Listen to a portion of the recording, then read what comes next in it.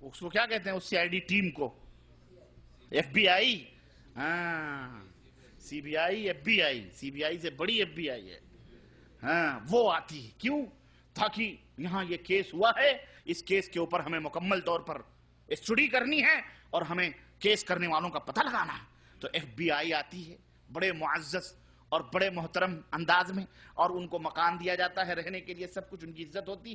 اور جتنے ملک کے نظامی اور وہ ہوتے ہیں، راز ہوتے ہیں، سب کچھ اوپر.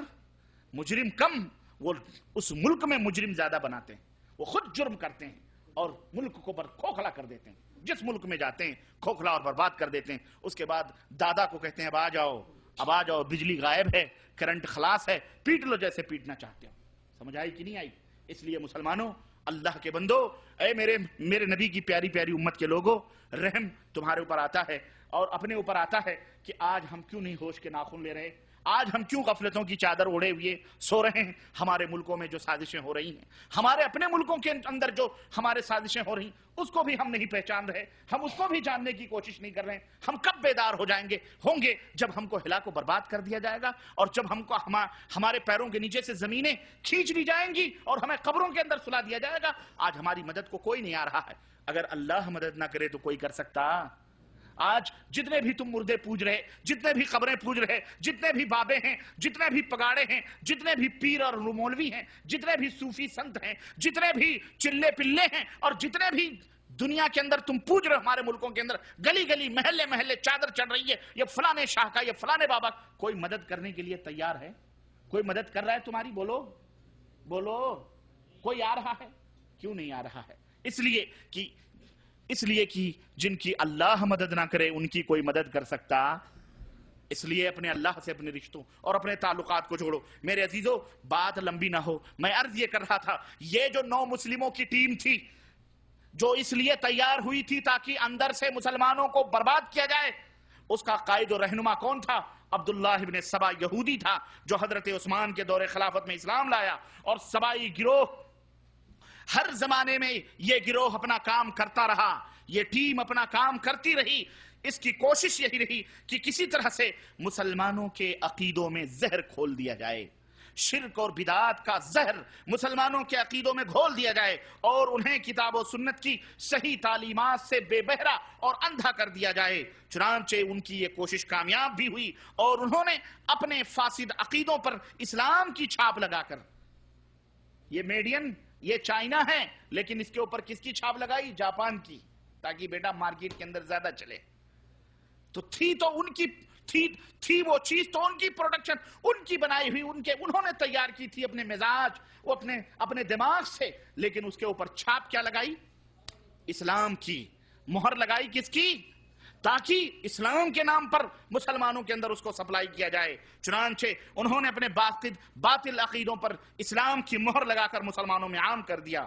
اہل بیت، حضرت علی، حضرت حسن، حضرت حسین اور فاطمہ کی محبت، اور اولیاء کرام، صالحین اور بزرگوں کے عنوان سے انہوں نے بے شمار مشرکانہ عقیدے اور رسم و رواج مسلمانوں میں پھیلا دیے.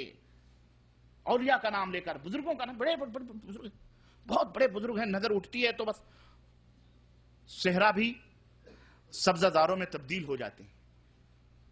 ایسے ایسے کرامتیں، ایسی باتیں علامہ والحفیظ بزرگوں اور صالحین گڑھ گڑھ کر کے ان کے مراتب اور مقام بیان کیے گئے. ان پہ خوشنما عنوانات کا ایسا خول چڑھایا کہ عوام تو عوام، اچھے لوگوں کو بھی یہ احساس نہ ہو سکا کہ ان دشمنان اسلام نے اپنی شکست اور پرانی ذلت کا انتقام کس نئے ڈھنگ سے لیا ہے، اور کس زاویے اور کس گوشوں سے مسلمانوں کے اوپر حملہ کیا ہے. چنانچہ ان کا ایک طریقہ میں بتلاؤں آپ کو، ان کا ایک طریقہ تو یہ تھا کہ وہ کام مسلمانوں سے لیتے تھے، اور وہ کام لیتے تھے جو کام ان کے مطلب کا ہوتا تھا. کام تو ان کے مطلب کا ہوتا تھا، لیکن وہ لیتے کس سے تھے؟ کس سے لیتے تھے؟ جیسے 11 ستمبر کو ورلڈ ٹریڈ سینٹر توڑا یہودیوں نے، اور نام کس کا لگا دیا گیا؟ مسلمانوں. کیوں؟ اس لیے کہ مسلمانوں کو پیٹنا ہے، مسلمان بڑھ رہے ہیں، مسلمان آگے جا رہے ہیں، مسلمان ترقی کر رہے ہیں، مسلمانوں کو کسی طرح سے پیچھے وہ اپنی پرانی دشمنیاں جو ہمارے اسلاف نے ان کو ناکوچ نے چبوائی تھی اندلس کے میدانوں میں، قرطبہ کے اندر، اور ان کو افریقہ کے صحراؤں میں اور مختلف جزیروں میں، اسپین، ہر جگہ ان کو ذلت کے قلادوں میں لپیٹا تھا ہمارے اسلاف نے، وہ انتقام اب لے رہے ہیں یہ ہم سے، مسلمانوں سے۔ اور کب؟ جب ہم بالکل نہتھے ہو چکے، ہمارے ہاتھوں سے سب کچھ لٹ گیا۔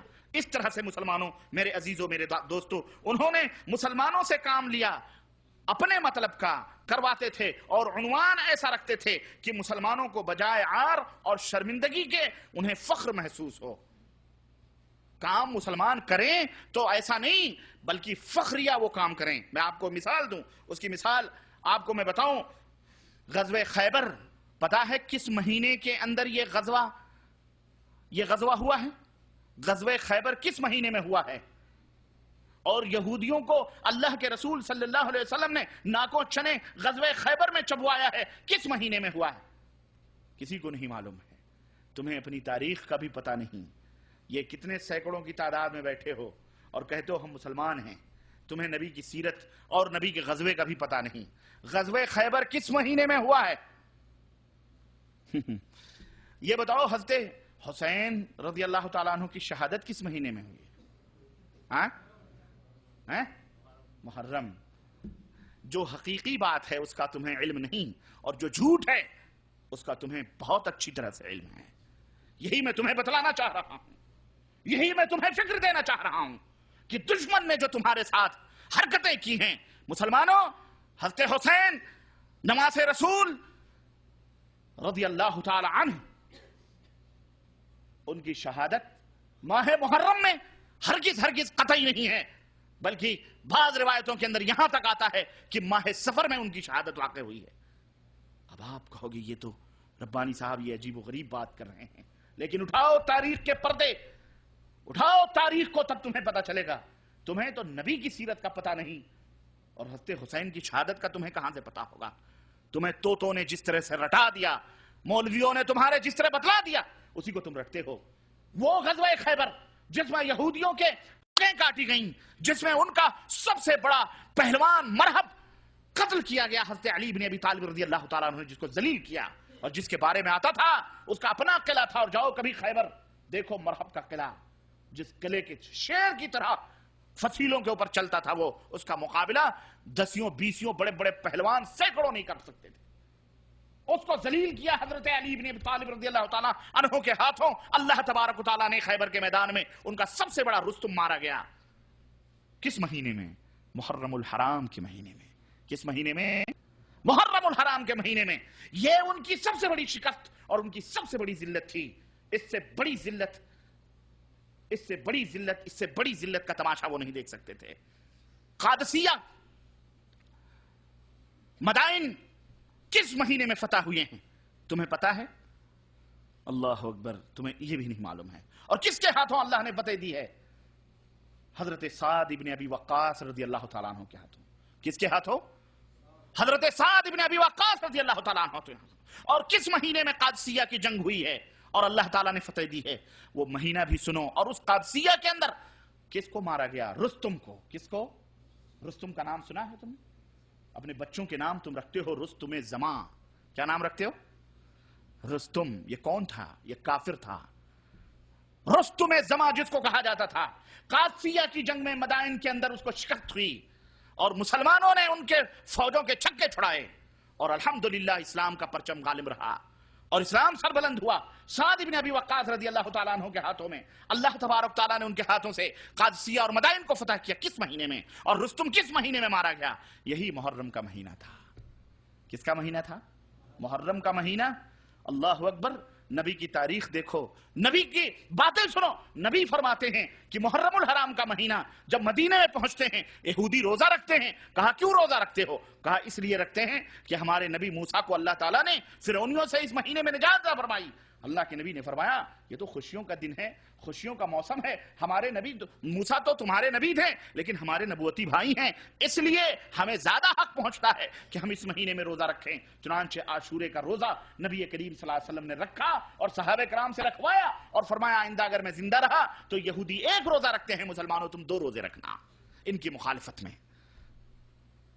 سمجھ آئی کہ نہیں آئی؟ تو محرم کا مہینہ، خیبر فتح ہوا، خیبر خراب ہوا، خیبر کو ذلت و شکست سے دوچار ہونا پڑا، یہودیوں کو غلامیت کی زنجیروں میں جکڑا گیا، مسلمانوں کی کون سی خوشیوں کا دن ہوا کہ نہیں ہوا؟ محرم کا مہینہ، بولو خوشیوں کا دن نہیں ہے محرم کا مہینہ؟ خوشیوں کا مہینہ جس میں اللہ کے رسول صلی اللہ علیہ وسلم کو فتح اللہ تعالیٰ نے عطا فرمائی، مدائن اور قادسیہ کو سعد بن ابی وقاص کے ہاتھوں اللہ تعالیٰ نے فتح دلوائی، خوشیوں کا مہینہ، حضرت موسیٰ اور پہلے سے خوشیوں کا مہینہ۔ لیکن آج محرم کے مہینے میں مسلمانوں کے چہروں پر غم و الم کی آثار دکھائی دیتے ہیں، بولو دیتے ہیں کہ نہیں دیتے ہیں؟ یہ شعور دیا گیا کہ جب محرم کا